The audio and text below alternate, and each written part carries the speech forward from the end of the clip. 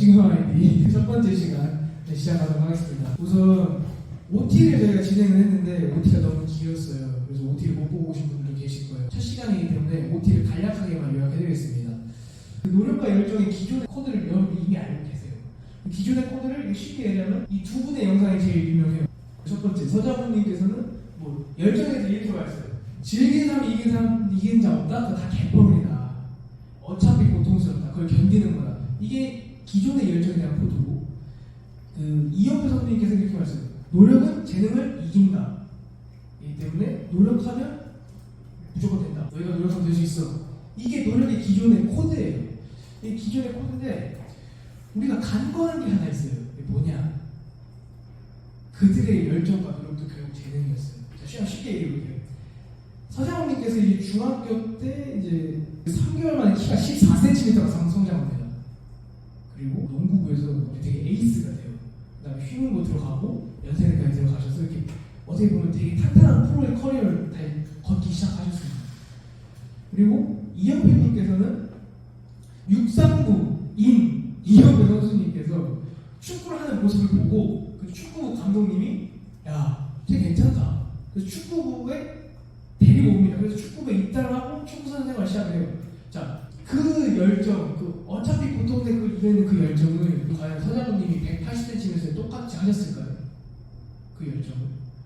이영표님께서 만약에 육상부가 아니고 축구부 감독님이 데려올 만큼의 재능이 없었다면 이만큼 노력을 할 수 있었을까요? 우리가 놓치고 있는 게 뭐냐면 이 사람들이 노력과 열정 우리한테 말하지만 정작 중요한 게 이들의 노력과 열정은 결국 재능에서 나왔다는 겁니다. 그렇기 때문에 그놈의 노력과 열정은 우리가 맞지 않아요. 우리가 앞으로 해나가야 될 노력과 열정은 무엇이냐? 바로 우리가 찾아야 될 것은 우리는 우리의 재능을 찾을 겁니다. 여러분들은 제가 앞에 말씀드렸듯이 이미 노력과 열정에 대해서 많이 알고 계시고 많이 해왔고 이미 더 들을 이유가 없어요. 근데 이렇게 해볼게요. 본인의 재능에 대해서 얼마만큼 생각해 보셨나요? 이게 앞으로 저희 시그마 아이디가 나아갈 방향입니다. 그래서 그 코드를 부순 저희의 컨텐츠 코드 브레이커로서 첫 번째 코드가 뭐냐? 노력과 열정의 코드죠. 그 노력과 열정에 있어서 그 코드를 부술 때 우리가 제일 먼저 봐야 될 것이 뭐냐?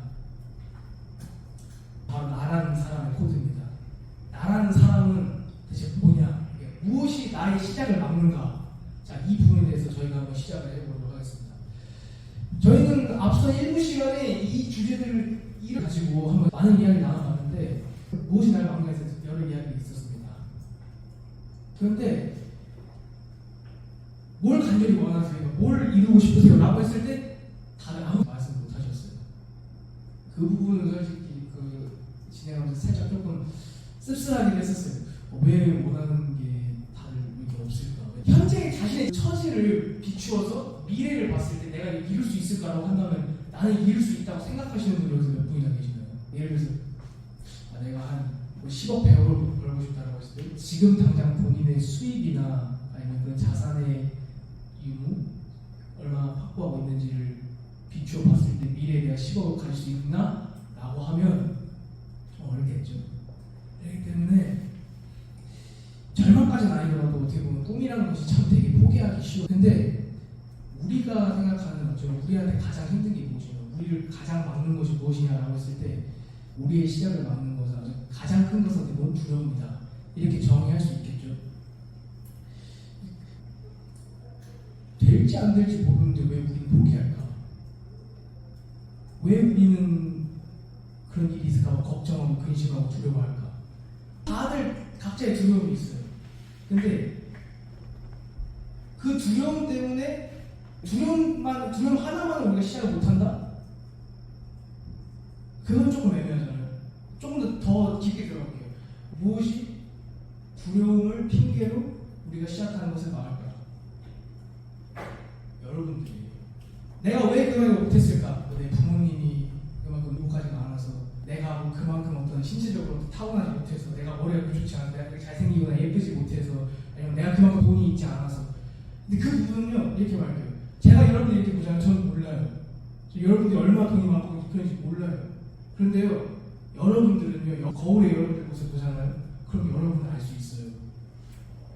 가정이 어떻고, 돈이 어떻고, 얼마나 있고, 어떤 얼마나 재능이 부족하며 얼마나 다른 사람보다 부족한지 알 수 있어요.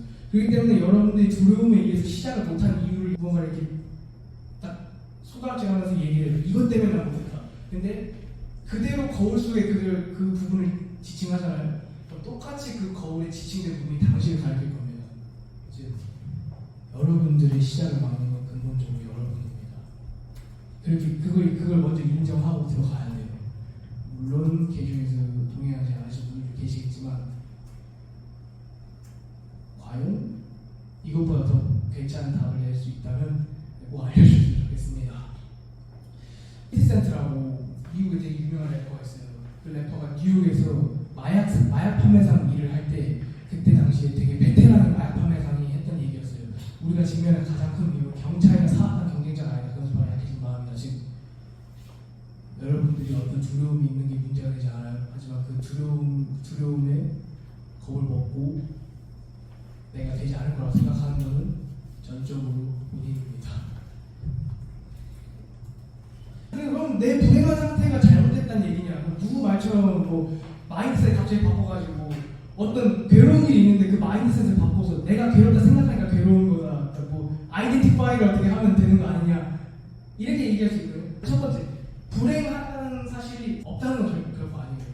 그렇기 때문에 나는 불행하다라고 인정하는 것은 전혀 문제가 되지 않아요. 근데 문제는 그거예요.